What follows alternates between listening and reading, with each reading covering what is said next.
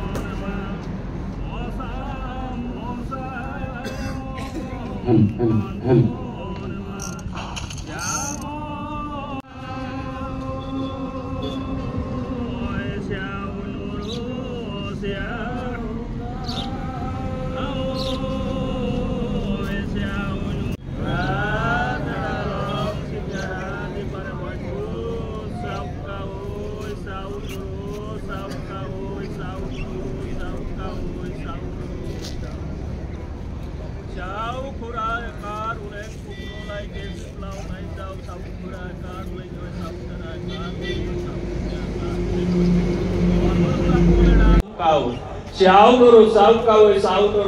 câu lem non lang curi giá sinh phạt là sinh lung kêu tăng lấy bán heo sự khéo đại aku abu đại le khá tu sinh phong hông tăng lấy phi heo kỳ tỷ hít can bồi một sáu câu cháu đồ sáu câu rồi mua soi con làm mua soi cái này bán nó mua soi con bán đồng mua soi cái thì khen đi bán thì hốt tăng heo kỳ tỷ hít can bồi một sáu câu rồi đi qua thì bán đi ôi với rồi siao long sejarah di Pantai Musau kau oi siao nuru siao kau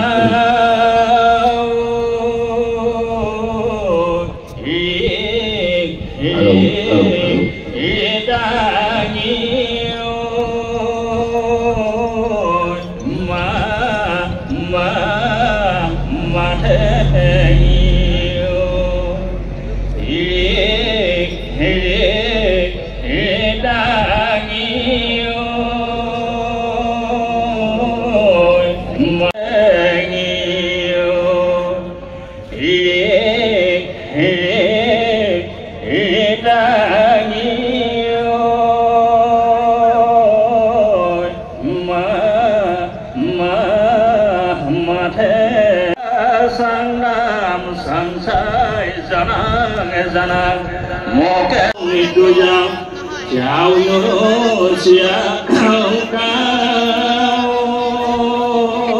jauh Indonesia kau এতিয়া এয়া পূজা সমাপ্ত কৰা হ'ল। পূজা সমাপ্ত হোৱাৰ লগে লগে জাতীয় বীৰজনাৰ প্ৰতিমূৰ্তি উন্মোচন কৰা হ'ব। হয় আহকচোন। আমি নিমন্ত্ৰণ জনাই আনিছোঁ অসম ৰাজ্যিক বিদ্যালয় শিক্ষা পৰিষদৰ মাননীয় উপাধ্যক্ষ তথা এগৰাকী বিশিষ্ট চিন্তাবিদ বিশিষ্ট অসমৰ এগৰাকী সাহিত্য সংস্কৃতিৰ লগত জড়িত ব্যক্তি আমাৰ অতি শ্ৰদ্ধাৰ শ্ৰীযুত ৰুক্ম গোহাঁই বৰুৱা ছাৰক আমি তেখেতক এই স্থানলৈ আগবঢ়াই লৈ আহিবৰ কাৰণে আমাৰ উদ্যোক্তা নীৰজ নিচিম হাজৰিকাক আমি অনুৰোধ জনাইছোঁ আমাৰ ছাৰক এই স্থানলৈ আনিবৰ কাৰণে অনুৰোধ জনাইছোঁ। আমাৰ নদুৱাৰ সমষ্টিৰ মাননীয় বিধায়ক শ্ৰীযুত পদ্ম হাজৰিকা দেৱক আমি এই স্থানলৈ আমন্ত্ৰণ জনাইছোঁ। এয়া প্ৰথমতে আমি উন্মোচক ছাৰক এখনি গামোচাৰে আদৰণি জনাবৰ কাৰণে নীৰজ নিচিম হাজৰিকা আমাৰ এই গোটেই অনুষ্ঠানটোৰ এই প্ৰতিমূৰ্তি স্থাপন এই গোটেই কাৰ্যৰ উদ্যোক্তা নীৰজক আমি অনুৰোধ জনাইছোঁ। এয়া আমাৰ ৰুক্ম বৰগোহাঁই ছাৰক ৰুক্ম গোহাঁই বৰুৱা ছাৰক এয়া আনুষ্ঠানিকভাৱে আদৰণি জনাইছে। আৰু পৰৱৰ্তী আমি অনুষ্ঠান আমি মঞ্চত কৰিম। আমাৰ বিধায়ক সন্মুখলৈ আহিবলৈ অনুৰোধ জনাইছো। এই স্থানলৈ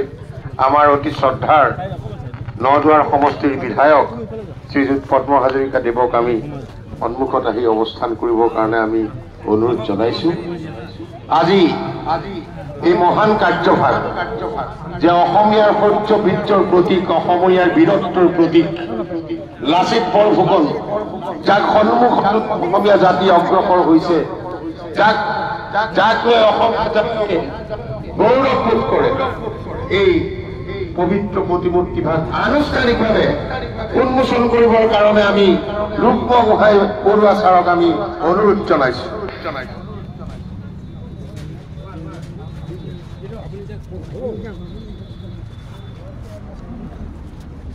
এয়া আজি আমাৰ কাৰণে এটা ঐতিহাসিক দিন। এই দিনটো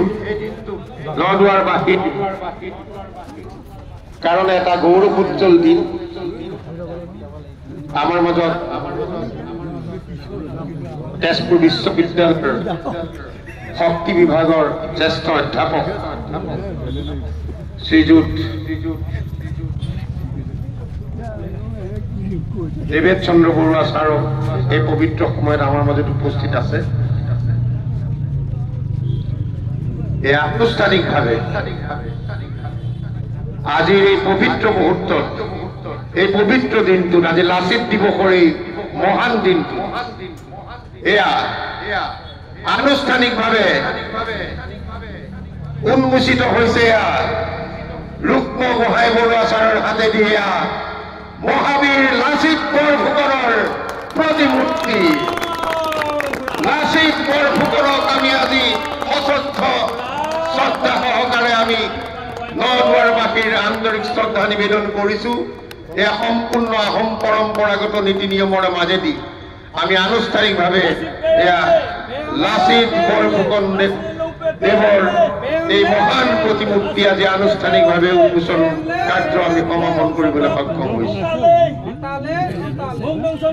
এইটো পবিত্ৰ দিন, এক পবিত্ৰ মুহূৰ্ত, যি দিনটোত নদুৱাৰবাসীয়ে সদায় স্মৰণ কৰিব, যি দিনটোত আমি এগৰাকী মহান বীৰক আমি সশ্ৰদ্ধ প্ৰণিপাত জনাইছো। আৰু তেওঁক সন্মুখত লৈ আমি আগ্ৰসৰ হ'বৰ কাৰণে নদুৱাৰবাসীৰ পবিত্ৰ প্ৰতিমূৰ্তিৰ সন্মুখত আমি প্ৰতিশ্ৰুতিবদ্ধ হৈছো। আমাৰ উন্মোচন প্ৰক্ৰিয়া সমাপ্ত হৈছে। এইখিনিতে আমি জনাও যে অসম এজন জ্যেষ্ঠ চিন্তাবিদ, ৩৫ বছৰ বিশ্ববিদ্যালয় অধ্যাপনা কৰাৰ অভিজ্ঞতা থকা বিশিষ্ট ব্যক্তি শ্ৰীযুত দেৱেশ চন্দ্ৰ বৰুৱা দেৱক, তেখেত আমাৰ মাজৰ পৰা বিশেষ কাৰণত যাবগৈ। আমি বৰুৱা ছাৰক এখনি গামোচাৰে সম্বৰ্ধনা জনাবৰ কাৰণে আমি নীৰজক অনুৰোধ জনাইছো। দেৱেশ বৰুৱা ছাৰ আমাৰ কৰিব বিশেষ কামৰ কাৰণে। এয়া এই স্থানতে আমি জনাম। আমাৰ উন্মোচক ডাঙৰীয়াৰ বক্তব্য আমাৰ সভাস্থলীত আনুষ্ঠানিকভাৱে উন্মোচনী বক্তব্য আগবঢ়াব। গতিকে এই অনুষ্ঠানটি আমাৰ দেৱেশ বৰুৱা ছাৰক আমি সম্বৰ্ধনা জনোৱাৰ পাছতেই এই অনুষ্ঠানটি আমাৰ প্ৰেক্ষাগৃহত স্থানান্তৰ হ'ব। ধন্যবাদ। এয়া আমি দেৱেশ বৰুৱা ছাৰক আনুষ্ঠানিকভাৱে এয়া আমাৰ নীৰজ নিচিমে এয়া আদৰণি জনাইছে। আমি তেখেতক আন্তৰিক ধন্যবাদ জনাইছো। আৰু আজিৰ এই সভাখন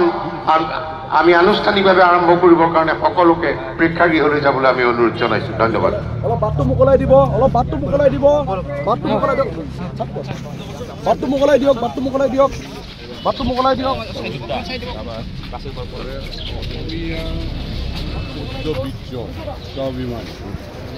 মহাবীৰ লাচিত বৰফুকন আজি লাচিত দিৱসৰ দিনটো আমি ইয়াতে তেওঁক স্মৰণ কৰিছোঁ, আজি প্ৰতিষ্ঠা কৰিছোঁ। ইয়াত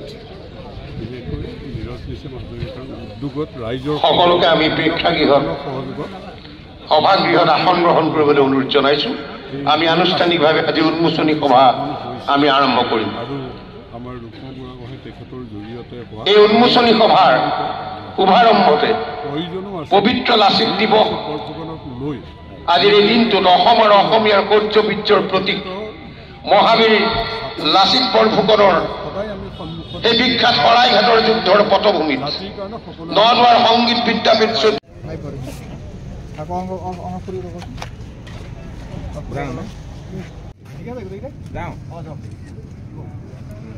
আজি আমাৰ কাৰণে লাচিত দিৱসৰ এই পবিত্ৰ দিনটোতে আমাৰ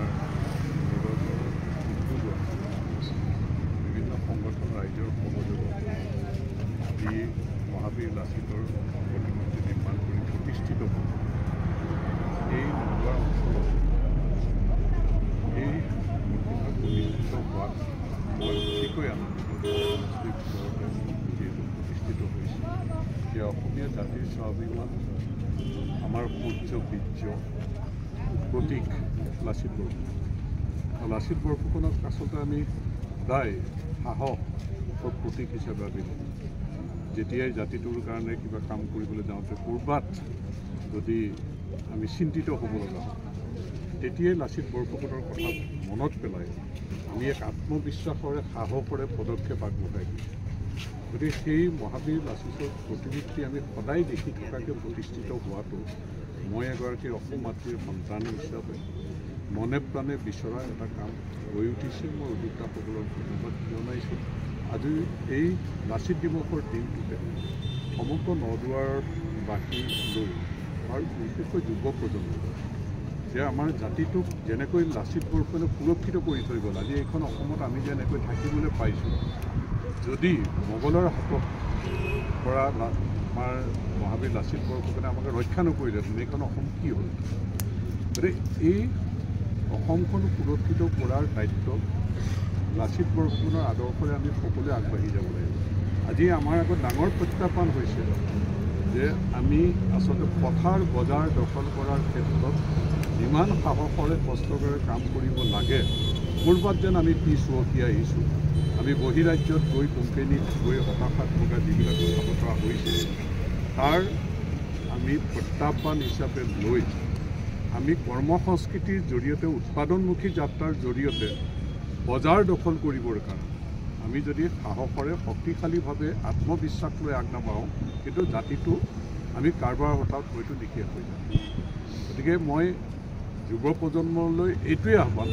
যে কৰ্মসংস্কৃতিৰ যাত্ৰাটো ত্বৰান্বিত কৰোঁ আমাৰ মাটি আমি ব্যৱহাৰ কৰোঁ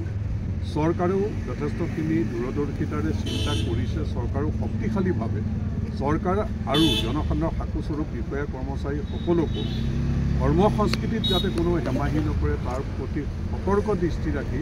যদি আঁচনিবিলাক সফল কৰিবৰ কাৰণে কাম কৰি যাওঁ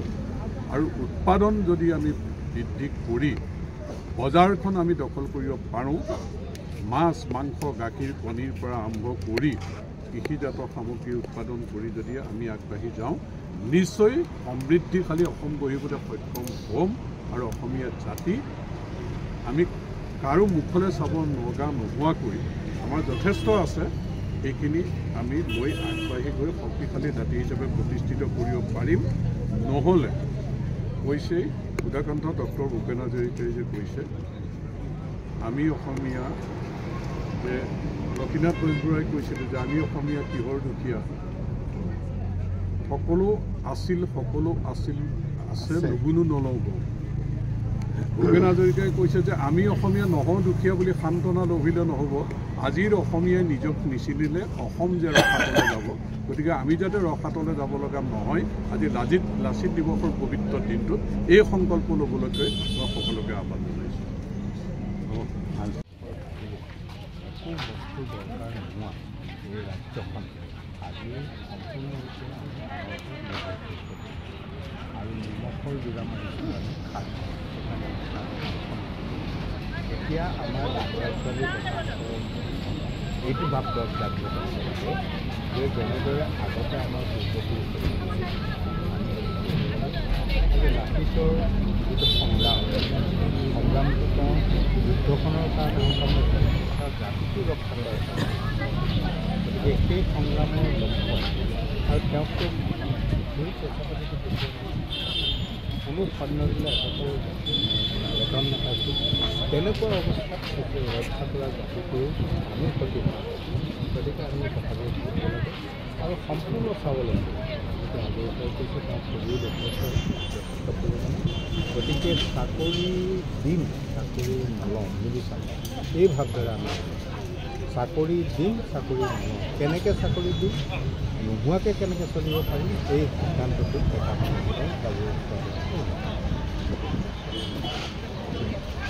দিছে মোৰ পিছফালে ইমান সুন্দৰকৈ নিৰ্মাণ কৰি উলিয়াই পদযাত্ৰা কৰি চতিয়াৰ পৰা জামুগুৰি আনি আমাৰ মাৰ্কেটিং কমপ্লেক্সৰ প্ৰাংগণত আমি প্ৰতিষ্ঠা কৰিলোঁ আৰু আজি লাচিত দিৱসৰ দিনা এই পবিত্ৰ দিনটিত আমি আনুষ্ঠানিকভাৱে ৰূপময় গোহাঁই বৰুৱা ডাঙৰীয়া হাতেৰে আমি অনুষ্ঠিত কৰিলোঁ গতিকে ইয়াতকৈ দেশৰ কথা আমাৰ যুৱপ্ৰজন্মৰ বাবে একো হ'ব নোৱাৰে আৰু মই ভাবোঁ আজিৰ পৰা নদুৱা অঞ্চলৰ যুৱপ্ৰজন্ম বিশেষকৈ অসমৰ যুৱপ্ৰজন্ম এয়া আমাৰ ছাৰ তেখেতে ইমান ধুনীয়া ভাষণ দিছে তেখেতৰ মই অকণমান তেখেতক সুধিব বিচাৰিছোঁ তেখেতৰ মানে ইমান ধুনীয়া ভাষণ দিছে আমাৰ কাৰণে আৰু কি মানে নতুন প্ৰজন্মৰ কাৰণে কি তেওঁ প্ৰেৰণ কৰিব নতুন প্ৰজন্মক কিবা এটা বাৰ্তা দিয়ক আপোনাৰ সাহিত্যৰ জৰিয়তে নতুন প্ৰজন্মই নিজকে আটাইতকৈ বেছি ভাল পাব লাগে হয় প্ৰথম হয় নিজক ভাল পালে নিজৰ পৰিয়ালটোক ভাল পাব আৰু নিজৰ পৰিয়ালটোক ভাল পালে ঠাইডোখৰ ৰাজ্যখন দেশখনক ভাল হয় আৰু নিজক ভাল পোৱাৰ যোগেদি সমগ্ৰ সমাজ আৰু দেশৰ কাৰণে কাম কৰাৰ যিটো আগ্ৰহ হয় সেই আগ্ৰহত আমাৰ ল'ৰা ছোৱালীখিনি সোমাব লাগে হয় আমাৰ সোণসেৰীয়া যিটো ঐতিহ্য হয় সেই ঐতিহ্য আমি জানিব লাগে হয় আৰু একমাত্ৰ মই আগতেও কৈছোঁ একমাত্ৰ নিমখৰ বাহিৰে একো বস্তু আনৰ ওপৰত নিৰ্ভৰ নকৰা জাতিটো হয় আজি সম্পূৰ্ণৰূপে পৰমুখাপেক্ষী হৈ যোৱাটো হয় এটা দুৰ্বলতা আছিল আমি পাৰিম আমি এই জাতিটো আকৌ নতুনকৈ ঠন ধৰাম হয় ছাৰ এই সিদ্ধান্ত হয় thank you so' much Okay. মহাবীৰ লাচিত বৰফুকনৰ জন্ম জয়ন্তী আৰু প্ৰতিমূৰ্তিৰ উন্মোচনী সভাখন আপোনালোকৰ কাৰণে মই লাইভত আগবঢ়ালোঁ আৰু অকণমান মই ভিডিঅ' কৰিছিলোঁ সেই ভিডিঅ'টো আজি আপোনালোকলৈ মই আগবঢ়ালোঁ আৰু মোৰ ভিডিঅ' আপোনালোকৰ কেনেকুৱা লাগে জনাব মোৰ চেনেলটো আপোনালোকে ছাবস্ক্ৰাইব কৰিব লাইক কমেণ্ট শ্বেয়াৰ কৰিব ধন্যবাদ জয় আই অসম